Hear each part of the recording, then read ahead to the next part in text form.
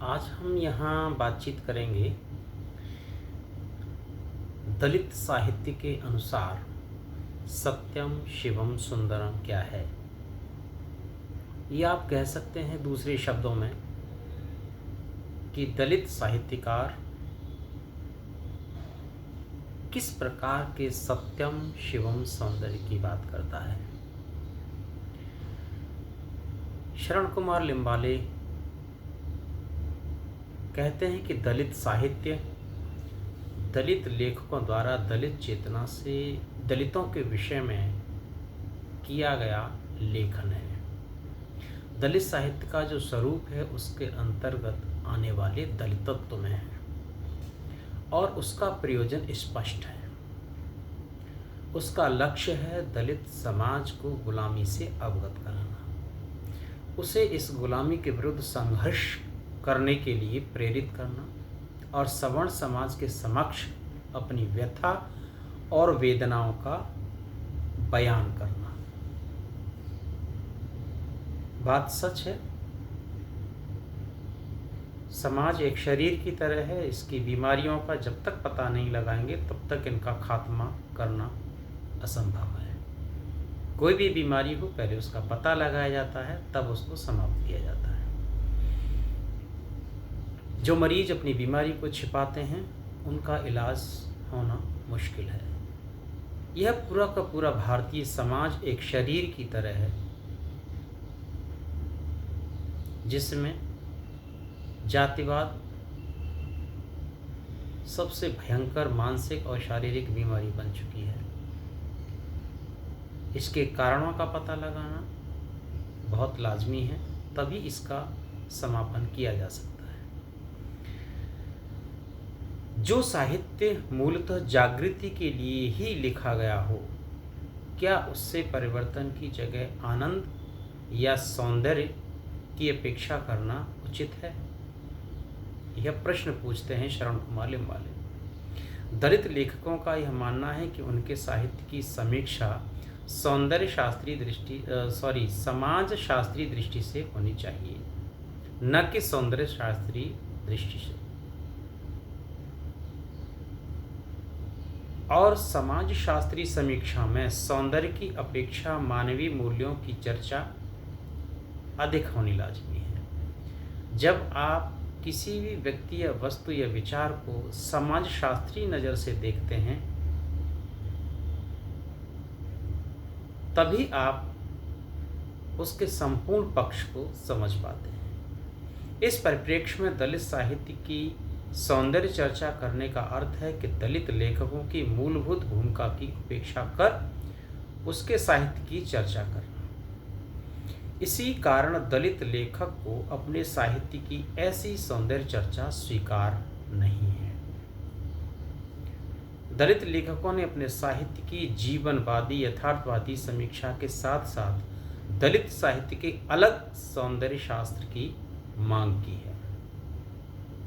इसका अर्थ यह हुआ कि जहां साहित्य ने अलग दलित लेखक पारंपरिक सौंदर्य शास्त्र को नकारता है, वहीं अपने साहित्य के लिए अलग सौंदर्य शास्त्र की ज़रूरत को भी स्वीकारता है। कोई न कोई वजह तो रही होगी जो वह गैर दलितों के द्वारा दिए गए सौंदर्य शास्त्र को नकार करके अपने समाज के द्वारा निर्मित सौंदर्य शास्त्र की चर्चा करता है। अर्थात दलित लेखक ने अपने साहित्य की सौंदर्य मीमांसा के लिए अलग कसौटियों की मांग की है कि आपकी कसौटियां अलग हैं और दलितों की कसौटियां अलग हैं। एक ऐसी भूमिका भी हो सकती है कि जीवनवादी यथार्थवादी समीक्षा के अनुसार ही दलित साहित्य की सौंदर्य मीमांसा करनी होगी। लेखक को जिस प्रकार ऐसे लिखो वैसे लिखो ऐसे ये कहना अनुचित है, वैसे ही समीक्षक के लिए प्रत्येक समीक्षक के लिए यह सलाह देना कि ऐसी समीक्षा करो, वैसी मत करो, ऐसा ध्यान रखो, वैसा मत करो, ये कलाकृति तो एक ही होती है। यानी यह रखना चाहिए, वह नहीं रखना चाहिए, ऐसा कहना बिल्कुल सरासर गलत है। और यह भी ध्यान रखना चाहिए कि कलाकृति तो एक ही होती है, लेकिन उस पर समीक्षा विविध प्रकार की हो सकती है। यानी एक रचनाकार को 4 या 5 समीक्षक 5 तरह से देख सकते हैं। आप ये नहीं कह सकते कि पांचवा व्यक्ति ऐसे क्यों देख रहा है, पहला दूसरा ऐसे क्यों देख रहा है। जैसे किसी भी रचना को पढ़ने के लिए पाठक स्वतंत्र होता है, समझने के लिए पाठक स्वतंत्र होता है, उसी प्रकार समीक्षक भी समीक्षा करने के लिए स्वतंत्र होता है। उसको आप किसी भी नियम में बांध नहीं सकते हैं। अगर आप बांधते हैं तो साहित्य के साथ न्याय नहीं कर सकते। इसका अर्थ यह हुआ है कि दलित लेखकों की भूमिका के अनुरूप ही दलित साहित्य की समीक्षा होगी, वैसे ही समीक्षकों की भूमिका के अनुरूप ही समीक्षा होगी। अर्थात पारंपरिक सौंदर्य शास्त्र के आधार पर दलित साहित्य की समीक्षा हो सकती है। सवर्ण समीक्षकों ने जोर से घोषित किया कि दलित साहित्य को अलग सौंदर्य शास्त्र की जरूरत नहीं है, चिरंतन मूल्यों के आधार पर दलित साहित्य की समीक्षा की जाएगी। लेकिन यहाँ एक प्रश्न और उठता है, लेकिन किसी ने भी पूर्ण दलित साहित्य का गंभीरता पूर्वक मनन अध्ययन कर दलित साहित्य की सौंदर्य मीमांसा नहीं की। किसी भी साहित्य को या विचार को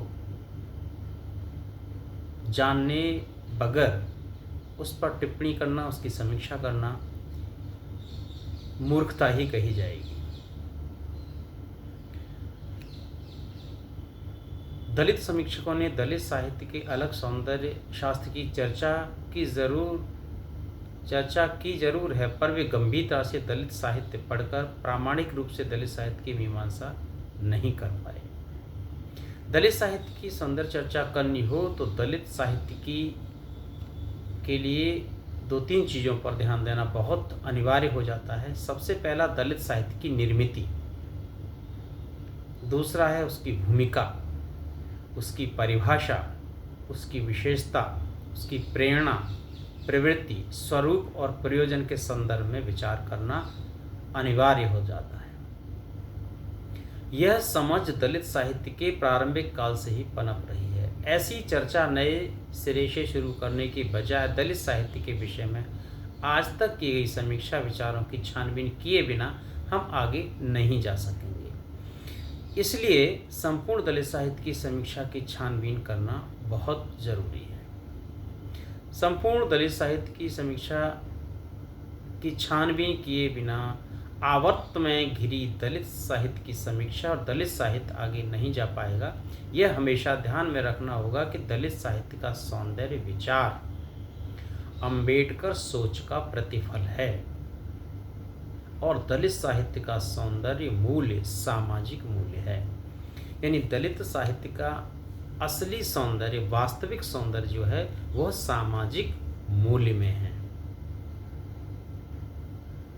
अब यहाँ देखिए, इसी आधार पर आप पाएंगे कि जो अब तक चला आ रहा है समाज में सत्यम शिवम सुंदरम, उसकी किस प्रकार यहाँ व्याख्या की है शरण कुमार लिम्बाले ने।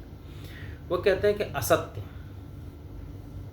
दलित, यायावर और आदिवासी के जीवन में सत्य का स्थान क्या है। पहला सवाल, मूलतः जिस सत्य पर गौरव किया जाता है, क्या कहा जाता है उसे? सत्यमेव जयते। क्या वह सत्य है? दूसरा सवाल, क्यों नहीं है? देखिए बताते हैं, ब्राह्मण की ब्रह्मा के मुख से और शूद्र की ब्रह्मा के पैरों से उत्पत्ति हुई है। क्या यह सत्य है? गत जन्म में पाप किया, इसलिए इस जन्म में शूद्र का जन्म मिला। क्या यह सत्य है? यदि यह सत्य होगा तो ही वह शिव होगा, अन्यथा वह अशिव है। अब अशिव को देखिए किस तरह से उसकी व्याख्या करते हैं। हिंदू धर्मशास्त्र ने दलित मनुष्य के स्पर्श, छाया और वाणी को अस्पृश्य माना है। अस्पृश्य के स्पर्श से अन्न, पानी, मनुष्य, हवा सब अपवित्र होता है। और मनुष्य ही अपवित्र नहीं होता, ईश्वर भी अपवित्र होता है। वाह! जो विधाता सबको बनाता है, या आप कहते हैं कि विधाता ने सभी को बनाया, वो कैसे अपनी बनाई हुई चीज से पवित्र हो सकता है? यह विचारणीय प्रश्न है। अस्पृश्य के लिए अलग बस्तियां, अलग मरघट, अलग पनघट, अलग सब कुछ अलग है। शमशान, मरघट जिसे कहते हैं वो भी अलग है। यायावर जातियों के लिए न तो गांव है न ही घर, उन्हें हमेशा भटकना पड़ता है। और करें भी तो करें क्या, भीख मांग कर जीवन जीना पड़ता है। ये कैसा शिव? फिर यहाँ एक सवाल खड़ा करते हैं। ये ऐसे समूह हैं कि अगर भीख नहीं मिलती तो कहावत है कि मरता क्या न करता, फिर इन्हें चोरी करके जीवन जीना पड़ता है, झूठ बोलना पड़ता है। यहाँ मनुष्य को जन्म से ही अपराधी ठहरा दिया जाता है। ये कैसा शिव है? आदिवासी तो वन्य पशुओं का जीवन जी रहे हैं, ये कैसे शिव का रूप हो सकता है? ये कौन सा रूप है शिव का? शूद्र त्रैवर्णों की सेवा करें, उसे सत्ता, संपत्ति, प्रतिष्ठा और ज्ञान का अधिकार नहीं है। ये कैसा शिव? आज भी दलितों को दलित कहकर यंत्रणा दी जाती है और हर एक प्रकार की सामाजिक, राजनीतिक, आर्थिक, धार्मिक हर प्रकार की सुख सुविधा से वंचित किया जाता है। दलित स्त्रियों पर अन्याय, अत्याचार होते हैं। यह यहाँ के धर्म की प्रथा है। अब आप सोच सकते हैं कि इतना होने के बावजूद कोई व्यक्ति कैसे आपकी चीज़ों में विश्वास करेगा। असुंदर यानी जो सुंदर नहीं है। दलित गांव के बाहर हैं, उनके नाम अमंगल हों, वे संपत्ति जमा न करें, वे केवल गधे या कुत्ते पालें, वे कफन का वस्त्र पहने, वेद न पढ़ें, संस्कृत न सीखें, क्योंकि इससे शूद्रों को अपने शोषण की जानकारी होगी। सही बात है। कोई व्यक्ति तब तक ही आपकी गुलामी करता है जब तक उसे हकीकत का पता न चले। उनको अमंगल, अभद्र, अस्पृश्य जीवन जीने को मजबूर किया गया। वे अगर इस तरह चुपचाप न जिए तो उनके लिए कठोर सजा का प्रावधान भी किया गया। जैसे बताते हैं श्रवण कुमार लिम्बाले, शंभूक ने तप किया, उसका वध कर दिया गया। एकलव्य ने शिक्षा ली, उसका अंगूठा काट दिया गया। छत्रपति शिवाजी महाराज ने राज्याभिषेक पर अधिकार जताया तो उन्हें शूद्र कहकर संबोधित किया गया। कोल्हाटी समाज में नृत्य करने वाली स्त्रियां यहाँ के पुरुषों की सेज सजाती हैं। सवर्ण साहूकार की ओर से नौटंकी वाली स्त्री का चीर उतारा जाता है। उसके बाद वह जिंदा रहने के लिए आने जाने वालों को नृत्य करके खुश करती है। यहाँ कहाँ है शील और कहाँ है पवित्रता और कहाँ है पातिव्रत्य? सत्यम शिवम सुंदरम, ये भेदभाव की कल्पनाएं हैं जिसके आधार पर आम आदमी का शोषण हुआ है। दरअसल सत्यम शिवम सुंदरम की धारणा तो सवर्ण समाज के स्वार्थ साधन के लिए रची गई है। यानी धर्म के जितने भी आडंबर हैं वे सब के सब स्वार्थ सिद्धि के लिए हैं और मनोरंजन के लिए। उसकी परिभाषा बदलने की ज़रूरत है। उन्हें अधिक ऐहिक और सामाजिक करने की आवश्यकता है। इस पर लेखक का मानना है, वे कहते हैं, श्रवण कुमार लिम्बाले जी कहते हैं कि क्यों ऐसा क्यों करने की ज़रूरत है। तो सबसे पहली शर्त वे कहते हैं कि मनुष्य सर्वप्रथम मनुष्य है, यही सत्य है। इसको क्यों नहीं स्वीकार किया जाता? मनुष्य की स्वतंत्रता ही शिव है। जब तक मनुष्य को स्वतंत्रता नहीं मिलेगी तब तक उसके साथ अशिव ही होता रहेगा। मनुष्य की स्वतंत्रता ही उसका शिव है। मनुष्य की मनुष्यता ही सौंदर्य है, यानी मानवता या मनुष्यता से बढ़कर दूसरा कोई सौंदर्य हो ही नहीं सकता है। काल्पनिक सत्य, काल्पनिक शिव और काल्पनिक सौंदर्य, ये सब की सब मूर्खतापूर्ण बातें हैं। विश्व में मनुष्य जैसी सत्य और सुंदर कोई चीज दूसरी है ही नहीं। इसलिए तो मनुष्य की समता, स्वतंत्रता, न्याय और बंधुता की चर्चा होनी अनिवार्य है। मेरे विचार में यही चर्चा दलित साहित्य के सौंदर्य शास्त्र की चर्चा होगी। यह विचार शरण कुमार लिम्बाले के हैं। सच में लेखक ने जो इस प्रकार की व्याख्या की है, ये एक दिन में, एक साल में नहीं की है। यह उनके जीवन की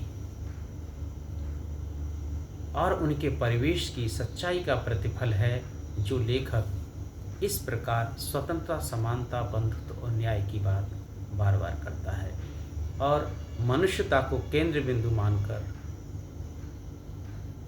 हमेशा साहित्य सृजन करता है।